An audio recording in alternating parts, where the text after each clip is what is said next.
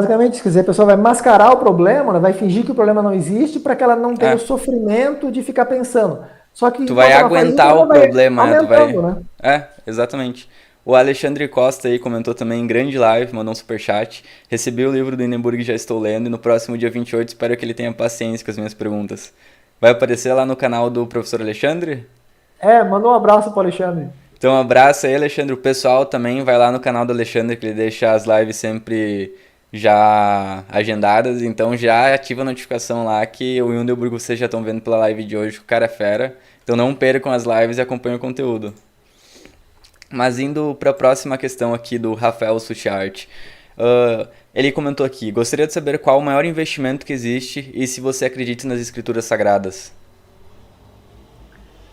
Bom, existem muitas escrituras sagradas de diferentes religiões. Eu suponho que ele está se referindo talvez à Bíblia, né? Que o É, eu acho que é a pessoal, Bíblia mesmo. o pessoal geralmente se refere à Bíblia.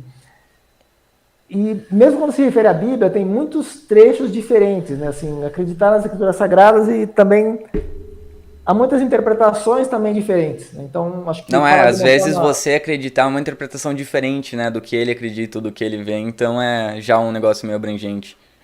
Quando você fala de uma forma única, parece que a Bíblia é uma coisa só, mas você pega o Antigo Testamento e o Novo Testamento, você tem diferenças gigantes.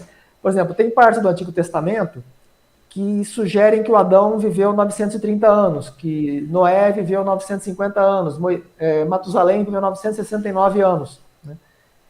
Que Adão teria 30 metros de altura.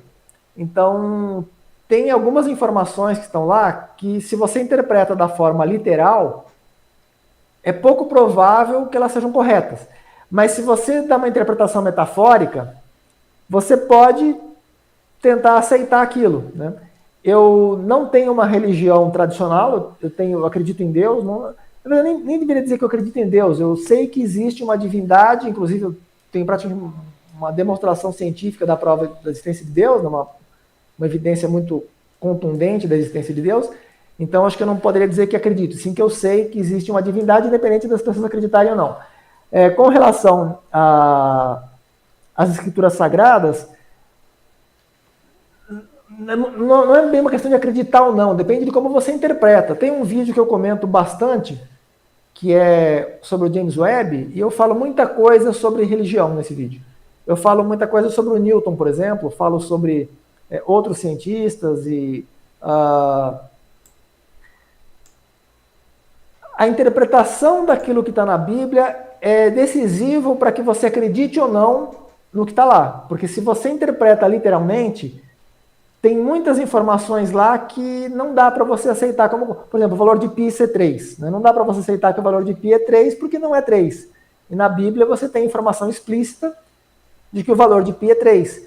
Mas você tem que entender isso de uma forma para o contexto da época e com várias outras ressalvas.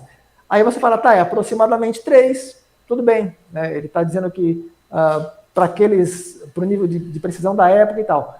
Ou você tem situações que são explicitamente conflitantes. Você tem uma parte que fala para você agir de uma certa forma e uma outra de uma forma oposta ao que está num outro trecho da Bíblia.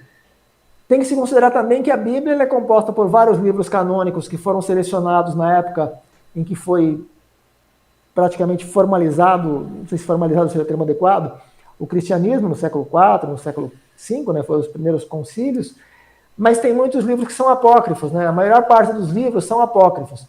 Tem muitos evangelhos, tem acho que 115 evangelhos apócrifos e 4 evangelhos canônicos. Além dos evangelhos, você tem muitas outras cartas, muitas outras escrituras que não foram incluídas na Bíblia e os critérios que eles usaram para determinar o que faria parte da Bíblia ou não eram consensuais e mudaram, inclusive, ao longo do tempo, algumas opiniões, né? A questão da Santíssima Trindade, a questão do celibato, né? Tem muitos pontos que foram modificados nos diferentes concílios ao longo da história. E muitas dessas mudanças foram por motivos políticos ou comerciais, né? A questão, por exemplo, do celibato, ele foi mudado muito mais por questões comerciais do que por questões religiosas. Então, tem que se considerar, assim, eu respeito muito todas as religiões, mas, ao mesmo tempo, eu procuro analisar criticamente e historiograficamente como se consolidou aquele conhecimento, quais partes daquele conhecimento refletem uma crença positivo, em coisas boas, que levam as pessoas a agirem de maneira positiva para o bem-estar comum, para uma integração social que leve ao desenvolvimento tecnológico, científico, cultural, educacional, que as pessoas vivam melhor, que sejam mais corretas, mais éticas, mais idôneas, né? Então, eu acho que a base das escrituras, a parte importante das escrituras, é justamente esse controle da conduta da população. O Maimônides, no século XII, no século XI, Maimônides comentou que as religiões são extremamente importantes na medida em que elas estabelecem padrões de conduta que as pessoas seguem mesmo quando elas acham que não estão sendo supervisionadas por outras pessoas, por outras autoridades. Porque elas acham que tem um Deus que está lá olhando para o que elas estão fazendo. Então, mesmo que, vamos supor que não existisse, eu tenho quase certeza de que existe, mas vamos supor que não existe, mesmo o fato de não existir, mas se elas acreditam que existe, isso já melhora o comportamento geral das pessoas, porque elas vão evitar matar, roubar, fazer coisas que entram em conflito com o que a doutrina diz que elas deveriam fazer, né? Então, nesse sentido, as religiões são muito positivas, né? Elas conseguem estabelecer um controle que o Estado não consegue, que as leis não conseguem, porque o Estado estabelece uma lei, mas que você sabe que ninguém está vendo, ninguém vai descobrir aquilo que você está fazendo. O que vai te controlar e evitar que você faça é a religião, porque a religião você tem um ser onisciente que vai saber que você fez aquilo, e você vai ser julgado por aquilo depois. Então, nesse sentido, a religião ela é muito importante, né? Ela tem um papel social muito importante. Então, acho que a questão de acreditar ou não nas escrituras, eu acho que depende de quais partes das escrituras e qual a interpretação das escrituras, né? O que está escrito em si não é o ponto fundamental, e sim o que você interpreta do que está escrito ali. Inclusive, há uma evolução na interpretação do que está nas escrituras, e frequentemente tem inclusive um processo da Igreja Católica que eles chamam de... eu não me recordo agora o nome, mas tem um processo que é uma revisão contínua das interpretações da Bíblia. Você tem uma interpretação que era válida até uma certa época, mas depois foram feitas certas descobertas que mostram que aquela interpretação não era mais apropriada. Então eles revisam a interpretação. O texto continua sendo o mesmo, né? Mas a maneira como se interpreta aquele texto foi modificada para se adaptar à realidade de acordo com os novos conhecimentos. Isso aconteceu, por exemplo, na época do Galileu, né? Na época do Newton. Então, tem essa evolução contínua, em que quando a ciência dá um passo, que tem uma ideia que foi disseminada nos anos 70, nos anos 80, que havia um conflito entre ciência e religião, que elas eram antagonistas. Na verdade, não são, elas estão caminhando juntas a maior parte do tempo, a maior parte da história. E, inclusive, a religião procura se adaptar a descobertas científicas. O Vaticano tem um observatório, né, um observatório astronômico, eles fazem observações, fazem pesquisa científica no Vaticano. Ao longo da história, na Idade Média, a Inquisição ela contribuiu muito mais para o desenvolvimento científico do que prejudicou. Houve alguns problemas de cientistas com a Inquisição, mas houve muito mais benefícios de pessoas ligadas à ciência que conseguiram acesso à educação e à bibliografia acumulada ao longo da história por intermédio da Inquisição. Pessoas que não teriam acesso, o próprio Galileu, o próprio Copérnico, né, e outros, só tiveram acesso ao conhecimento científico acumulado por causa da Inquisição e por causa das universidades que geralmente estavam vinculadas às igrejas. Então,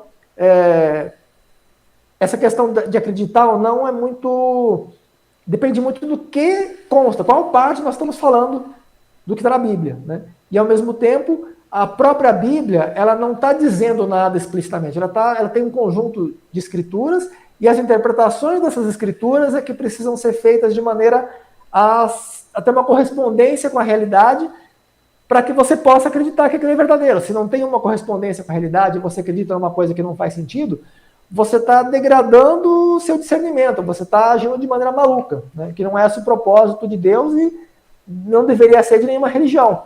Não é que você pare de pensar, e sim que você procure encontrar uma correspondência entre aquilo que você acredita e a realidade que você interage, né? Para que as coisas funcionem de uma maneira lógica, que façam sentido, né? Não é você acreditar em coisas que não façam sentido, e sim fazer com que as coisas façam sentido, né? Fazer com que as suas crenças se harmonizem. Esse é o nome que é harmonização, é o termo que eles usam na Igreja Católica, quando existe um conflito entre um texto sagrado e uma descoberta científica, eles fazem uma harmonização para que aquela parte das escrituras seja interpretada de maneira a se harmonizar com a nova descoberta, né? Então, esse processo é muito importante. Então, eu acho que 2 pontos importantes, né? Essa questão do preconceito que muitas pessoas têm com a religião, que acham que há um antagonismo entre religião e ciência, quando na verdade não existe. Pelo menos em grande parte, a maior parte do tempo não existe. Inclusive, muitos dos grandes cientistas foram religiosos. O próprio Copérnico era religioso, ele era sacerdote, né? O Galileu era muito religioso, o Newton era muito religioso. Mais recentemente, o Lemaitre, que é autor da teoria do Big Bang, um dos precursores, praticamente o primeiro a lançar as bases da teoria do Big Bang, ele era sacerdote, né? O Lemaitre.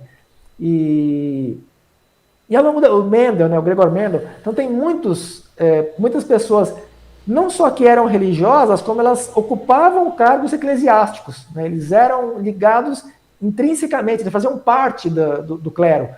E eram cientistas também. Então não existe essa... Pode existir na mente de algumas pessoas, mas não existe como uma propriedade inerente à ciência e religião. Não é inerente à ciência e religião. Existe como um preconceito de algumas pessoas, né? E essa questão da interpretação das escrituras é o que determina se você vai acreditar ou não. Não é a escritura em si, mas sim, né, como você interpreta aquilo, se você adapta aquilo ao que você conhece do mundo real, né? Então, eu não tenho nenhum conflito em relação ao que se encontra nas escrituras, em praticamente qualquer escritura. Tem algumas escrituras, por exemplo, tem seitas que são satânicas, aí eu tenho rejeição porque elas pregam o mal, né? Elas partem de uma premissa de promover o mal, aí eu sou contra. Mas por exemplo, fé Bahá'í, eu sou a favor, o budismo, embora o budismo seja uma religião ateísta, que ele não tem uma divindade, ele tem um nirvana, mas não tem uma divindade, mas eu acho que a ideia geral do budismo não me incomoda de nenhuma forma, não tenho nada contra o budismo, o shintoísmo, né, o zoroastrismo, o islamismo, eu não tenho nada contra nenhuma religião, o judaísmo, né, eu não tenho nada contra nenhuma religião em particular. Eu tenho pontos a favor de todas elas, porque elas têm esse efeito social de evitar que as pessoas tenham práticas nocivas para a comunidade, mesmo na ausência de supervisão. Então, assim, não posso dizer que eu acredito em tudo que está em qualquer escritura, mas eu procuro interpretar de maneira que se adapte ao que eu conheço da realidade. Eu posso dizer, acho que talvez dessa maneira. Perfeito. E agora, indo para a próxima questão do Matheus Rowling, qual a sua opinião sobre essas teorias da conspiração, nova ordem mundial e essa escravidão declarada da humanidade de hoje em dia em troca de pão e circo? São várias perguntas aí separadas, né? Em relação a teorias da conspiração, existem muitas teorias da conspiração diferentes, algumas são plausíveis, diferentes níveis, né, de plausibilidade, algumas são plausíveis e corretas, por exemplo, quando teve a invasão do